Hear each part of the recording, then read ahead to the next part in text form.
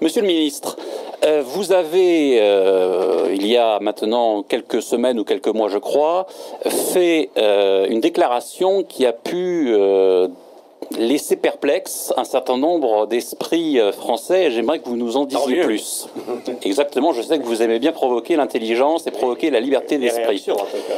Alors, il semblerait que, d'après ce que vous avez dit, vous allez me corriger ou m'affirmer si c'est bien le cas, vous ayez été approché il y a un peu plus de 2 ans, avant que la guerre civile n'éclate en Syrie, par des services secrets britanniques et américains qui travaillaient à ce qu'une insurrection, non pas populaire, mais une insurrection de l'armée, une insurrection d'opposants à l'armée, une insurrection opposante au régime de Bachar al-Assad, puisse se fomenter, puisse se constituer.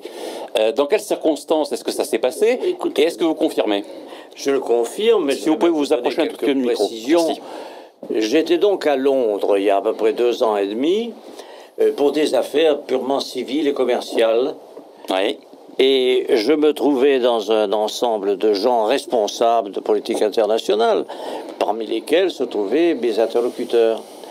Et l'un d'eux, nous avons eu plusieurs rencontres, déjeuners, dîners, est venu me dire, écoutez, nous serions intéressés par savoir ce que vous pensez de ce qui va se passer en Syrie. J'ai écouté volontiers, et je me suis retrouvé le lendemain avec un aéropage de pas plus de 5-6 personnes, mais des gens vraiment formés, intéressés, qui m'ont exposé que se préparait une offensive sur la Syrie pour changer le gouvernement. Alors il y avait là des militaires syriens en exil, et il y avait là des Anglais, un Américain qui était un peu comme ça, passe-partout, mais il faut se méfier des Américains qui passent partout. Oui. Ils sont faits pour ça. Toute l'interrogation, c'était pas simplement de me mettre au courant de ce qui allait se produire, et ce qui s'est produit effectivement, dont j'ai mesuré, je dois dire, la réalité quelques mois après, car sur place, je me suis dit, pourquoi il me parle de ça? La Syrie était calme, et j'ai compris que l'interrogation était, est-ce que si on vous présentait sur ce problème, vous prendriez une position?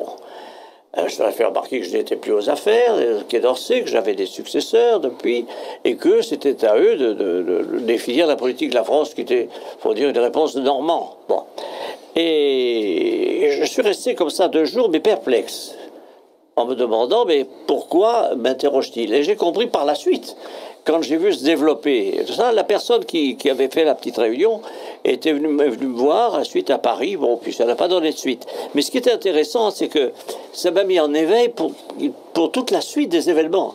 C'est-à-dire que ça a pris du relief pour moi quand j'ai vu se développer les choses. Je n'y pensais pas du tout pour le jour où on m'a fait cette proposition d'intervenir dans ce contexte. Vous n'avez cessé d'y penser à mesure que le conflit s'enclenchait? J'ai cessé d'y penser pendant quelques jours, quelques semaines, et j'y ai repensé avec beaucoup plus d'intensité lorsque j'ai vu se développer les choses de cette façon. Et je voudrais, si vous permettez, si j'ai quelques minutes, bien sûr, revenir sur ce qui constitue pour moi une étrangeté, c'est-à-dire la position de la France autour de ça. Vous avez très bien résumé la chronologie, et je suis toujours stupéfait de voir que le pays, dont j'ai dirigé la diplomatie avec François Mitterrand pendant presque 10 ans, s'est porté au-devant d'événements qui sont, il ne faut pas nous prendre pour des imbéciles, l'ABC de l'insurrection. Bon.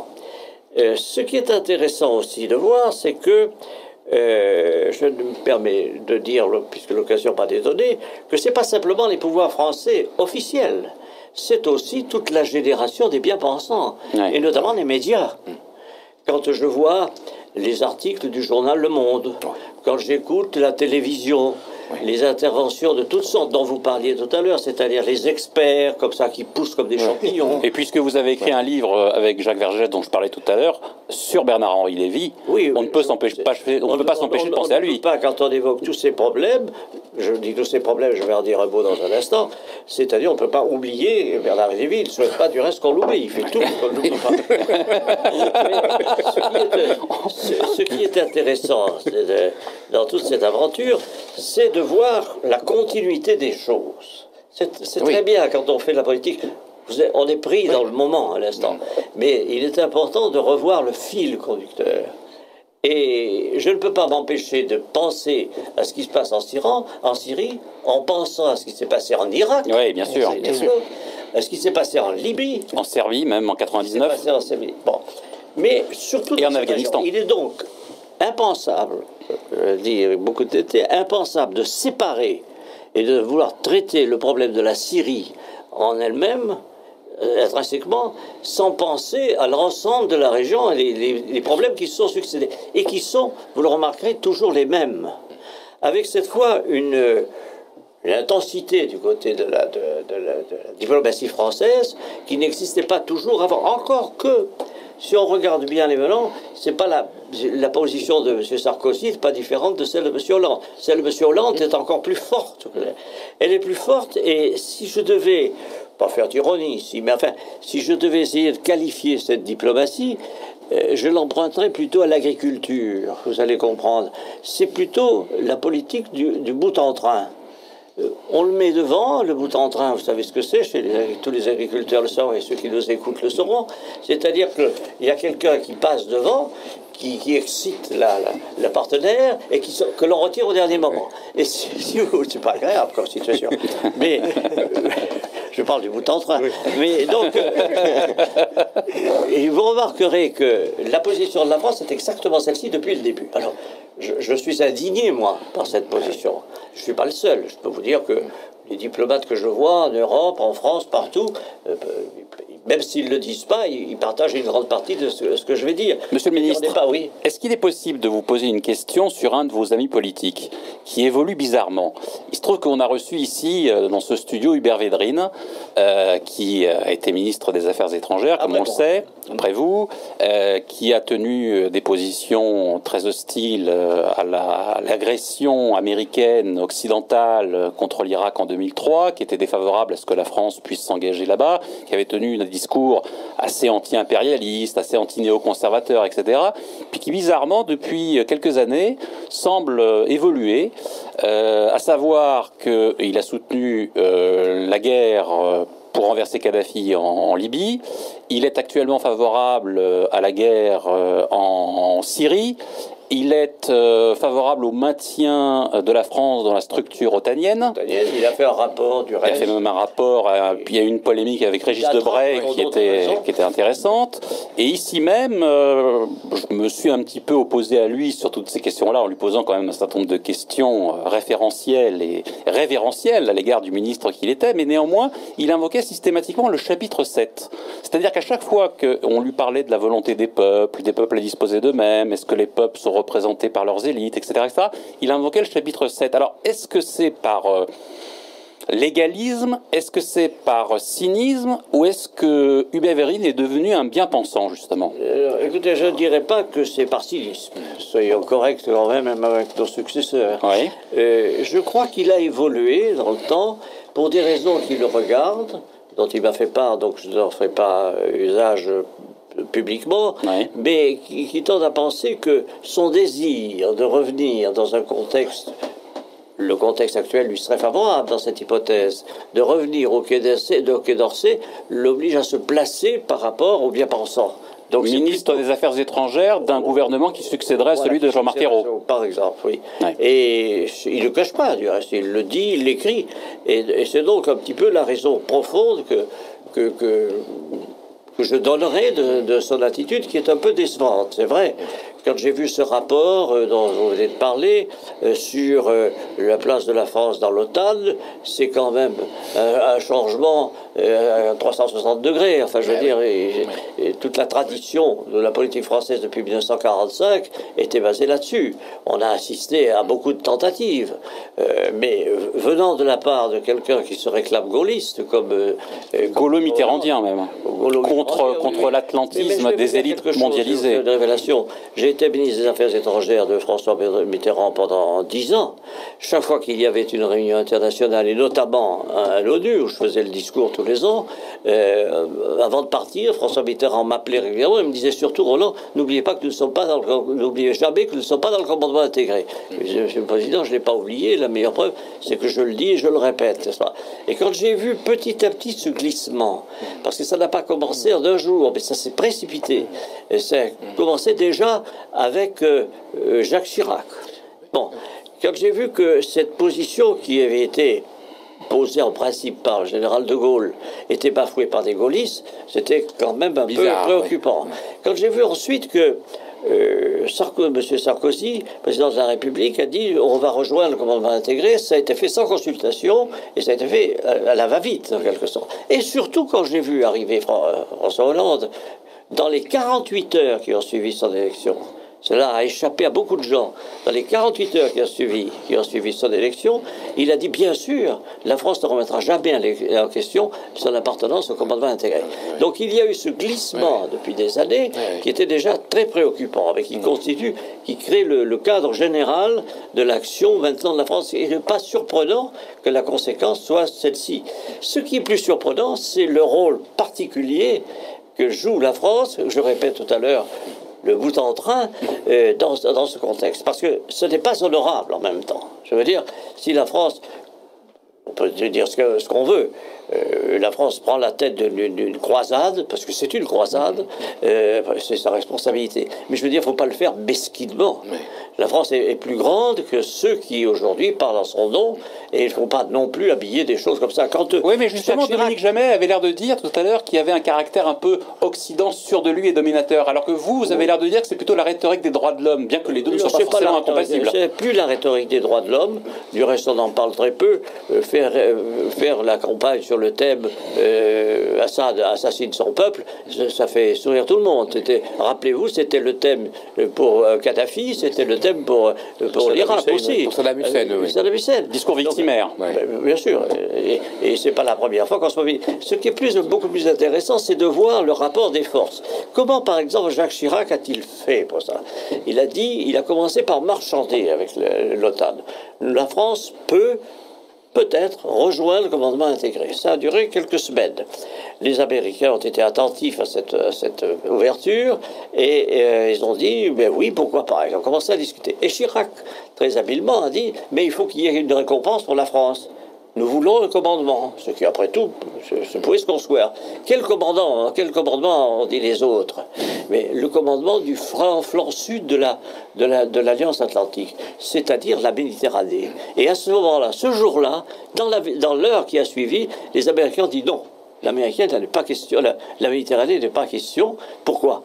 Parce que c'est l'axe majeur qui conduit à la défense d'Israël s'il y avait un conflit de vin. La Mare Nostrum face à Israël. Il faut très bien réfléchir à tout ça. C'est un plan d'ensemble. Il ne faut pas se cantonner comme ça à des données de première main qui n'ont pas de fondement. Donc ma position est très critique et de plus en plus critique sur cette affaire. Et je dis quelquefois, heureusement, qu'il y a eu la Russie. Et c'est là où la France a fait la première faute. Une faute d'analyse. Moi, je me souviens que depuis 2 ans, depuis cet épisode de l'Angleterre que je vous ai raconté, je ne cesse de dire jamais la Russie n'abandonnera la Syrie. Tout le monde riait. La grande diplomatie, c'était au contraire, on va mettre un coin entre la Syrie et les Russes. On va mettre un coin entre l'Iran.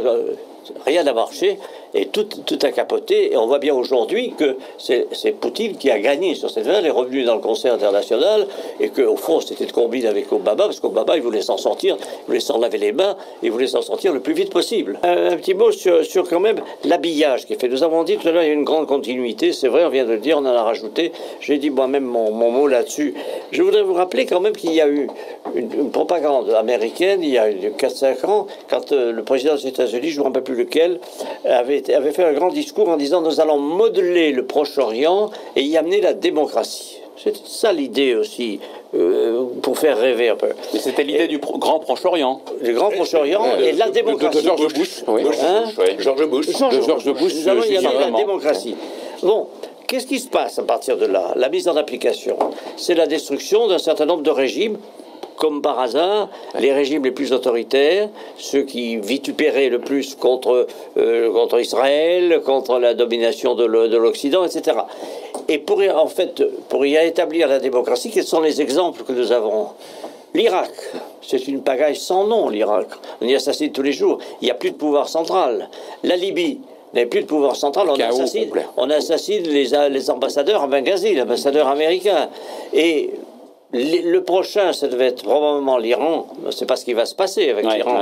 Mais ce sont de fins négociateurs, les Iraniens. Est-ce que ça n'était pas d'ailleurs l'objectif d'un certain Occident de faire tomber le petit, la Syrie, pour faire tomber le grand immédiatement derrière l'Iran? Entre-temps, il fallait passer par la Syrie en raison de son alliance. De là, toute cette campagne sur on va mettre en les armes de destruction massive, etc. Oui, mais il s'est trouvé que la Russie est intervenue. La Russie, c'est pas le Liechtenstein, hein. C'est quand même quelque chose qui compte. Et la Chine. La Chine, elle suit la Russie. Mais la Russie, c'est très déterminé. Regardez le nombre de bateaux qui ont circulé dans la Méditerranée orientale à la suite de la déclaration de Poutine. On prend la mesure des choses.